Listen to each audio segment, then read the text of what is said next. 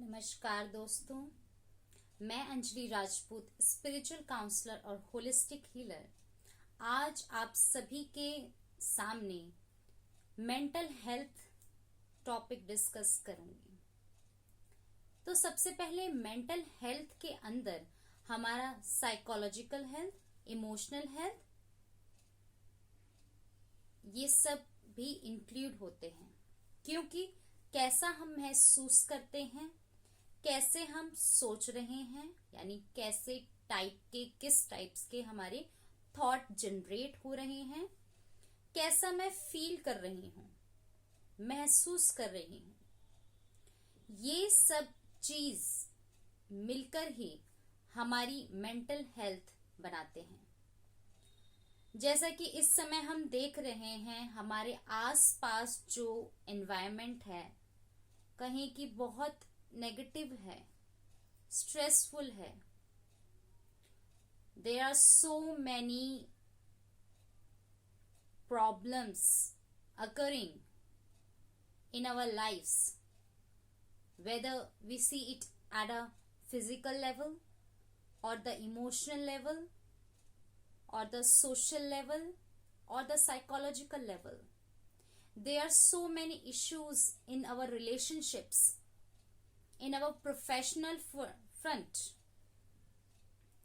in our jobs, and also in interaction with our own self. तो mental health हमारी जो life का हर एक एरिया है उसको मजबूत करने के लिए बहुत ही इम्पोर्टेंट है और मददगार साबित है। क्योंकि जो मेंटल हेल्थ है उसमें जैसे कि कोई भी स्ट्रेस होता है, किसी को किसी भी तरह का, मान लीजिए वो बहुत ज्यादा उसे काम करना पड़ रहा है, या उसके रिश्ते ठीक नहीं चल रहे हैं, या कहीं बॉडी में भी प्रॉब्लम है, इशू है, या वो पैसा जितना कमाना चाहता है वो नहीं कमा पा रहा, कोई भी कुछ भी, कहीं डे टू डे लाइफ के भी हमारे स्ट्रेसर्स होते हैं इतने सारे। तो स्ट्रेसर्स और स्ट्रेस, ये दोनों तो हम सबकी लाइफ में, डे टू डे लाइफ में वैसे ही हैं। इतना हसल एंड बसल है, पर अब कुछ व्यक्ति, कुछ इंडिविजुअल्स उनको क्लियरली क्रॉस कर पाते हैं, उनसे आगे बढ़ पाते हैं और बल्कि और स्ट्रांग बनते हैं। But there are few individuals also who are not able to cope up with those stressors of their life, be it with any of them. तो यहाँ अगर बात कहें हम, ये स्ट्रेसर्स तो कैसे क्रॉस कर लेते हैं? ये हमारी जो मेंटल स्टैमिना, फिजिकल स्टैमिना तो हम सबका होता है, जो कि हम अपने फिजिकल कार्यों में, फिजिकल वर्क में शो करते हैं, कितना ज्यादा से ज्यादा हम फिजिकली वर्क कर सकते हैं उसको मेंटेन रखते हैं एक्सरसाइजेस से, अच्छे अच्छे खाना खा के, अच्छी गहरी नींद लेके। पर मेंटल हेल्थ, क्या मेंटल हेल्थ का भी हम ऐसे ही ध्यान रखते हैं? जो कि हो सकता है कि आपका जो शारीरिक क्षमता है, फिजिकल हेल्थ है, अगर वो इतनी नहीं है, लेकिन आपकी मेंटल हेल्थ स्ट्रांग है, आपके थॉट्स में पावर है, आपके साइकोलॉजिकल लेवल पे आप स्ट्रांग हो, उसमें स्टैमिना है, उसमें स्ट्रेंथ है, then you will be and also emotionally strong. If you are emotionally strong, then you will be able to cope up with these difficulties and stresses or problems or issues of your life. आप आराम से उन कांटों भरे जंगल से बाहर निकल जाओगे, क्योंकि उसमें से आपको चलना आता है, आपकी सहन शक्ति मजबूत है। लेकिन अगर कहीं कोई अंदर से खाली है, मेंटली स्ट्रांग नहीं है, छोटी सी बात हो गई, आजकल जो सुनते हैं सबसे कॉमन इश्यू कहें, प्रॉब्लम कहें, डिसऑर्डर कहें, जो भी इलनेस, मेंटल इलनेस कहें, डिप्रेशन, वो हो जाता है। और कहीं लोग इतनी बड़ी बड़ी बड़ी प्रॉब्लम्स भी लाइफ की होती हैं उसको भी फेस कर जाते हैं, जो कि हम सोच भी नहीं सकते, और फिर भी वो एकदम स्टेबल रहते हैं, because they are mentally strong. So it is not that you have to eat the good food, you have to take adequate sleep, you have to do physical exercises, then only you will be strong. Definitely these are the plus points for your whole aspect and being, but in order to face the difficulties and problems or issues of your life, और अगर आप दिमाग से mentally strong हैं, emotionally आपके emotions balanced हैं, stable हैं, psychological level पे आपका एक स्थिरता बनी हुई है, तो आपकी जिंदगी में जो भी परेशानियां आती हैं, प्रॉब्लम आती हैं, उनसे आप आसानी से गुजर सकते हो। इसके साथ साथ अगर आपको जो फिजिकल वर्क भी करने होते हैं, उन फिजिकल कामों को भी आप अच्छे तरीके से अपने शरीर में पावर दे सकते हो। मेंटल हेल्थ को स्ट्रॉन्ग करके आप अपनी फिजिकल हेल्थ को भी स्ट्रॉन्ग बना सकते हो। They are linked to each other. इस समय में खासकर इमोशनली डिप्लीटेड हैं, थॉट्स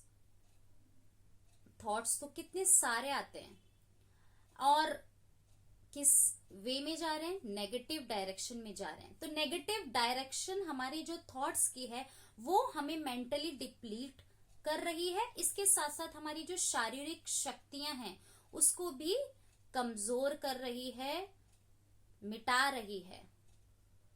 और फिर हम सोचते हैं कि अरे यार, पूरे दिन में हमने काम तो कोई इतना किया नहीं, मेरी सारी शक्ति कहाँ चली गई, मैं इतना थक गया।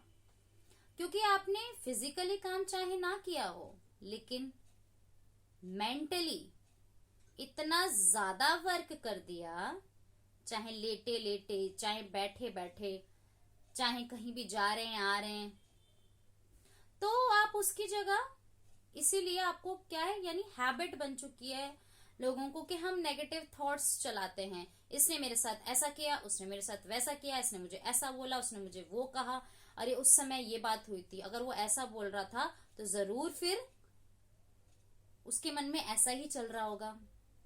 May be but not necessary. Preassumptions कर लेते हैं, है ना, taboos, beliefs, maybe past experiences of this life and also the past experiences of the past lives of the people. So ये हमारी मेंटल जो हेल्थ है उसको स्ट्रॉन्ग करने के लिए हमारे इमोशंस को, हमारी फीलिंग्स को, हमारे साइकोलॉजिकल लेवल के स्टेट ऑफ माइंड को भी हमें स्ट्रॉन्ग करना पड़ेगा। और जब हम इसको स्ट्रॉन्ग करते हैं तो डेफिनेटली हम मेंटली फिट तो बनते ही हैं, फिजिकल लेवल पे भी स्ट्रॉन्ग बन जाते हैं। क्योंकि इस समय जो हम देखते हैं, हमारी जो जिंदगी है ऐसे पड़ाव पे पहुंच चुकी है कि इतनी सारी दुविधाएं हैं, इतनी सारी परेशानी है, इतने सारे कष्ट हैं, तो हमारा माइंड उलझन में पड़ जाता है, हम कंफ्यूज्ड हो जाते हैं, सैड हो जाते हैं, डिस्ट्रेस हो जाते हैं, वरिड हो जाते हैं, बहुत परेशान हो जाते हैं। लाजमी भी है ऐसी सराउंडिंग्स, ऐसे इन्वायरमेंट, ऐसे बैरियर्स, ब्लॉकेजेस आ जाती हैं लाइफ में जो हमें आगे नहीं बढ़ने देती, हम बढ़ नहीं पाते, लेकिन उनको कैसे क्रॉस करना है ये हमें आना चाहिए। तो मेंटल हेल्थ हमारे थॉट्स, हमारे विचार, जब हम इसको स्ट्रॉन्ग करेंगे तो हमारा माइंड स्ट्रॉन्ग होगा, मेंटल हेल्थ ठीक होगी, एक बैलेंस आएगा लाइफ में, और इसके साथ साथ फिर हम जो शारीरिक क्षमता है उसको भी बढ़ा पाएंगे। तो अभी शॉर्ट में ये टॉपिक डिस्कस कर रहे हैं, आगे और भी इन चीजों को लेके हम कवर अप करेंगे। इसको गहराई से हमें समझना है कि जो मेंटल हेल्थ है और मेंटल इलनेस या डिसऑर्डर्स, मेंटल डिसऑर्डर्स जो कहते हैं, जैसे मूड डिसऑर्डर्स, इस समय हम addiction disorders, substance addiction disorders बहुत देख रहे हैं, और फिर उसके बाद आते हैं हमारे जो depression, anxiety, schizophrenia, bipolar mood disorder, etc. There are lot many. But what is the root cause of those? Mental health. But day to day life में कभी ना कभी हम सब सैड, डिप्रेस्ड, वरीड होते हैं, लेकिन उसके लिए कुछ एक क्राइटेरिया सेट होता है कि इतने इतने समय तक या ये सिम्टम्स इस तरीके से जो देखे जाएंगे तब वो डिसऑर्डर कैटेगराइज होगा। Otherwise it is not that कि लोग अगर सैड है, डिप्रेस है कुछ समय के लिए, कुछ ऐसा मेजर ट्रॉमा या कुछ ऐसा लाइफ में हुआ है, इमोशनल लॉस और physical loss, whatever it is, तो वो फिर हमारा ये कहलाया जाएगा कि उसको मेंटल डिसऑर्डर हो गया है।